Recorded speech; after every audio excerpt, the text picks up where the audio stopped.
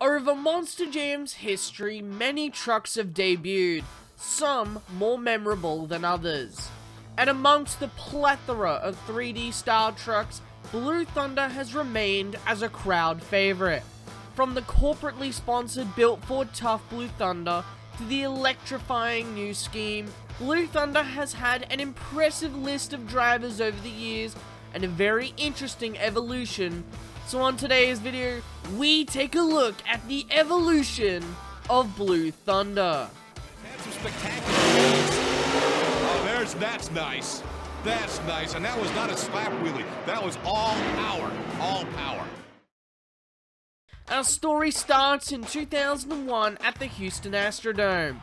The Built Ford Tough Blue Thunder would make its debut at this show, with former WrenchHead.com driver Lyle Hancock behind the wheel.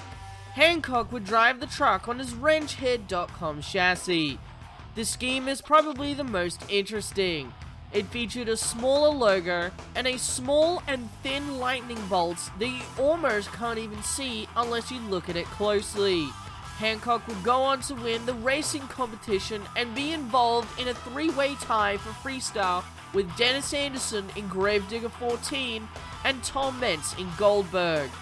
An impressive debut for a brand new truck. That wasn't the end of the Big Blue Ford's time in the winner's circle, as Hancock would go on to win racing in Minneapolis, San Diego, and San Antonio, and would win every racing competition in Portland.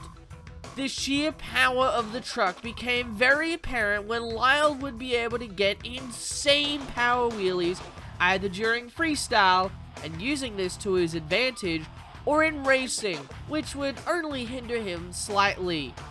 By this time, not only had Blue Thunder changed its scheme to the traditional and more recognizable scheme, Hancock would be invited to compete at the Monster Jam World Finals in 2001. In round 1, he would face Jill Canuso in the truck that Hancock used to drive, WrenchHead.com, and was beaten in round 2 by Pablo Huffaker in Blacksmith. Unfortunately for Huffaker, this win was very short-lived, as he would flip the truck into the wall protection, giving Lyle the opportunity to advance to the next round. Lyle would make it to the semi-final round to face Brian Barthel in Wolverine. The race would be run twice after Barthel had voiced his frustration with not being able to see the flagman. Upon the rerun, Lyle would advance to the championship race. His opponent would be Tom Meents in Goldberg. At this point in time, Meents was the reigning champion and wanted to make it 2 world championships. But Hancock would want to make the Ford sponsorship happy and take home a racing championship for himself. Tom Meents would defeat Lyle Hancock, and Lyle would have a spectacular crash. Unfortunately though, this crash would result in him not being able to make it back for freestyle. 2002 saw the team expand.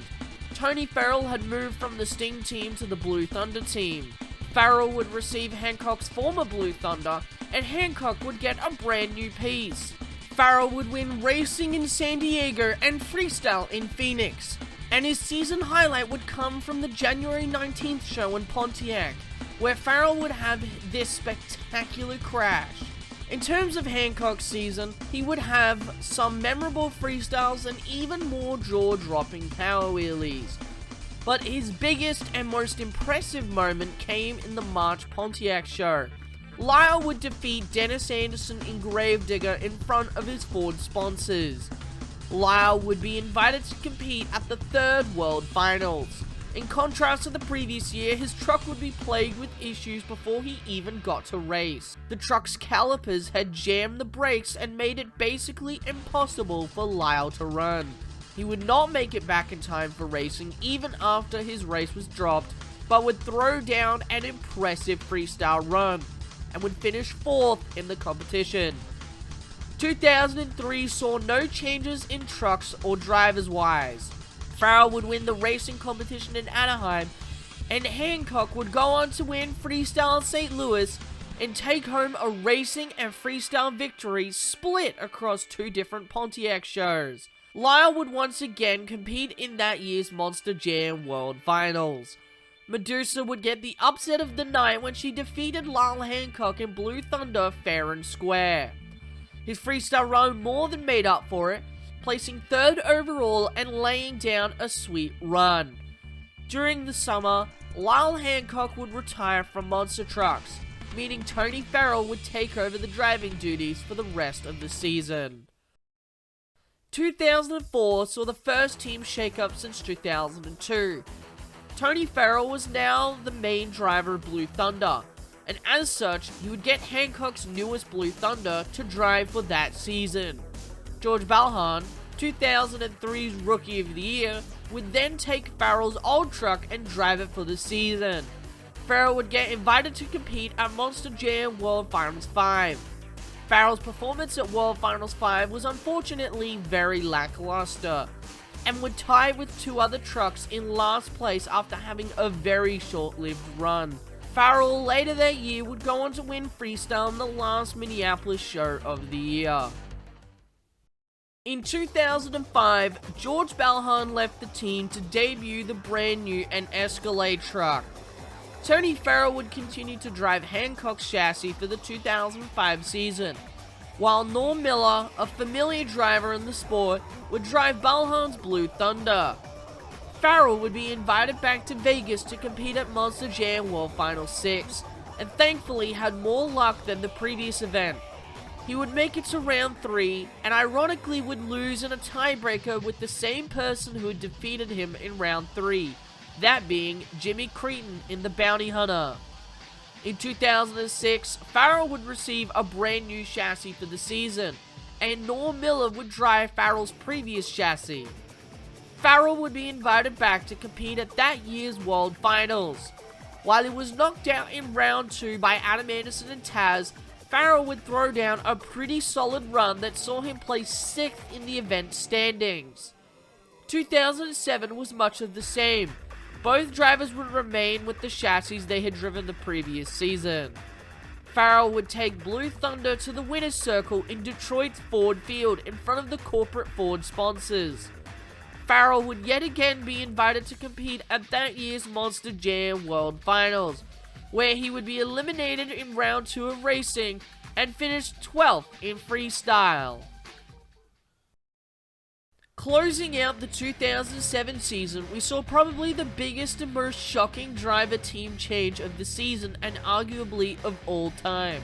During the summer of 2007, Linsey Weenk had left the 2 Extreme camp to drive the Big Blue Ford.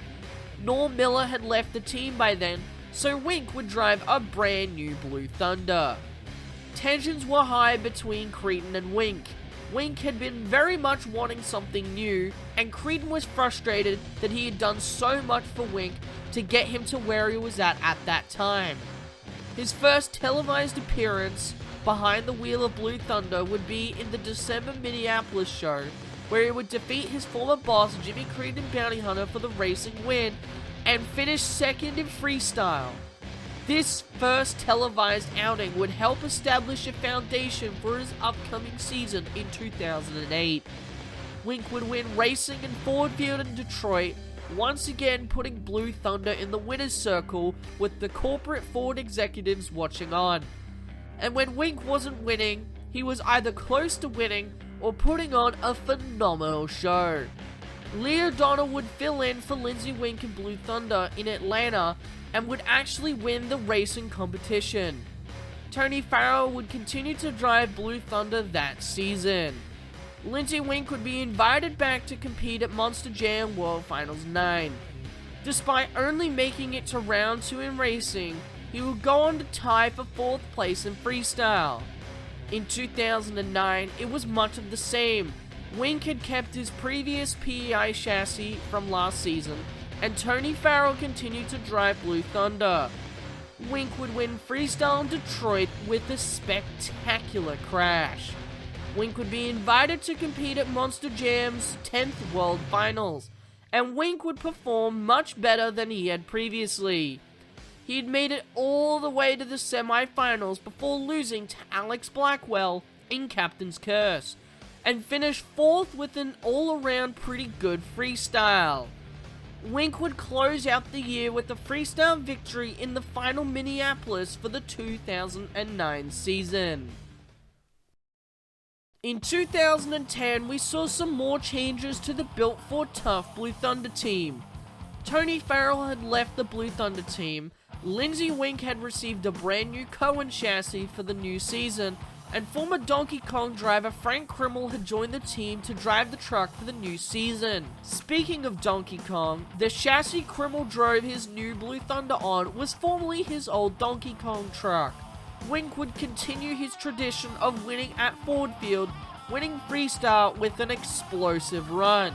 And by explosive, I mean he literally destroyed the shocks on his truck in the closing moments of his freestyle run. Linsey Weenk was once again invited to compete at that year's Monster Jam World Finals.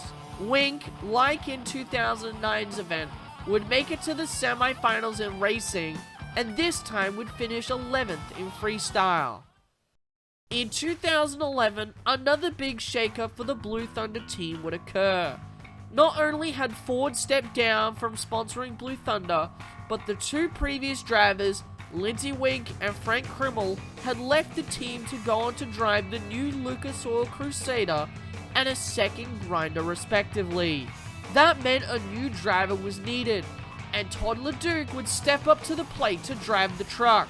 LeDuc's truck was previously the truck that Norm Miller had driven. In LeDuc's first televised event, he would go on to win the racing competition, defeating Chad Tingler in Gravedigger. LeDuc nor his truck would be invited to compete at Monster Jam World Finals 12. However, in 2012, the truck went on a brief hiatus. LeDuc had moved to the brand new Metal Militia truck, and no one was available to drive it. Come 2013, the truck had returned, albeit with a brand new look. The truck had ditched the iconic Ford Super Duty to a regular Ford F-150 body. They had also found a new driver, that being longtime veteran Dan Evans. Evans would drive it on a Cohen chassis that was also painted silver. Pablo Huffbaker would be invited to compete at Monster Jam World Finals 14 and would drive Blue Thunder on a Racehorse chassis that he had used for his son Ryan and Aaron Basil to campaign an El Toro Loco on. Huffbaker would make it to round 3 in racing and would lay down a solid freestyle that led the competition for most of the night, until Tom Manson Max D would take home the freestyle championship. In 2014, it was much of the same. Dan Evans had continued to drive the truck for the main season. Dan Rodoni in the Patriot would also temporarily run the truck on the Patriot for a show in Vancouver, and Blue Thunder would be run overseas by a multitude of drivers. Season driver Dan Evans would drive the truck in Warsaw, Poland, and Mark McDonald would drive the truck in Auckland, New Zealand. At the end of the season, Dan Evans would retire from Monster Trucks. In 2015, Dalton Milliken, son of famous Top Fuel drag racer Clay Milliken, would drive Evans' old Blue Thunder chassis. Milliken would be invited to compete in the #More Monster Jam Tour. He would ultimately finish 3rd on the tour, behind the likes of Colton Eichelberger in Gravedigger and Morgan Kane in Max D. Milliken would be invited to compete at that year's Young Guns Shootout. Unfortunately, Milliken would break in the first race.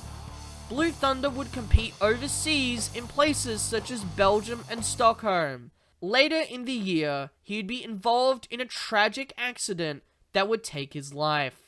In 2016, Blue Thunder was once again left without a driver for the upcoming season due to the tragic passing of Dalton Milliken. In came rookie Tyler Menninga, who would drive it on Dalton's chassis and on the AMSoil West Arena Series.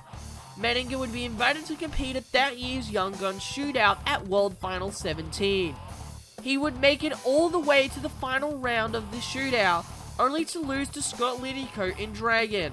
The truck would be ran overseas once again, funnily enough by Todd LeDuc. The truck would compete in Stockholm, Frankfurt, Barcelona, and Cardiff, just to name a few. In 2017, Tyler Menninga would join the Gravedigger team. Interestingly, Menninga's old Blue Thunder chassis had been converted into the Monster Energy that Todd LeDuc would run after Damon Bradshaw had left the sport. Matt Cody would drive Blue Thunder on the Iron Warrior chassis for Triple Threat Series Central. Cody would finish 5th place in the series standings and would be invited to compete in the 2017 Double Down Showdown at Monster Jam World Finals 18. He would win his round 1 race against Jester, however he would crash upon winning the race, hindering him from advancing on to round 2. For the overseas tours, Randy Brown would drive the truck in Saudi Arabia, China, and Sydney and Melbourne for the 2017 Australian Tour. For Brisbane, Chad Fortune would drive the truck. Speaking of Australia, the first fell driver from Australia, Rhiannon Buchanan, would drive Blue Thunder in Singapore. She would drive Wonder Woman for her hometown and the rest of the tour. Morgan Kane would drive Blue Thunder in the Alexa Desert for the FB Live Festival in China. From the years 2018 to 2020, Matt Cody would continue to run Blue Thunder on the Iron Warrior chassis. In 2018, Matt Cody would finish 7th on Triple Threat Series East. 2019 saw him finish 6th on Triple Threat Series Central, and in 2020 he would finish 4th on Triple Threat Series Central after the abrupt season cancellation due to the pandemic. In 2018, he'd be invited to compete at the Double Down Showdown for Monster Jam World Finals 19, where it would lose in round 1. For World Finals 20, Matt Cody would compete in the first and only Speedster Racing and Speedster Obstacle Course Championships. He would go on to win the World Speedster Obstacle Course Championship.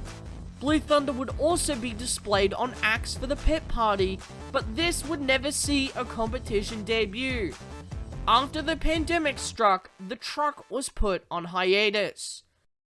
In late 2021, it was announced that the Monster Energy partnership had ended, leaving Todd LeDuc without a ride for next season. In a full circle moment, Todd LeDuc would return to drive Blue Thunder on a D3 chassis that was formerly his previous season's Monster Energy. LeDuc would compete on Stadium Championship Series Red against the likes of Adam Anderson and Tom Meents. The three would be in a tight points battle all season long, finishing 3rd in the series standings. LeDuc would have many moments, such as in Minneapolis, where he would throw down a winning skills and/or freestyle run, only to be underscored by the judges. LeDuc would be invited to compete at Monster Jam World Finals 21, and would compete in all 4 competitions. He was eliminated in round 2 of racing, and would go on to place 6th in the Skills and Freestyle Championships, and would place 7th in the High Jump Championship. LeDuc drove his truck in London, England in June, and may run more overseas shows for the 2022 season. And well, that's the end of our video. Thank you everyone so much for watching, and I'll see you all soon with some more Monster Truck content.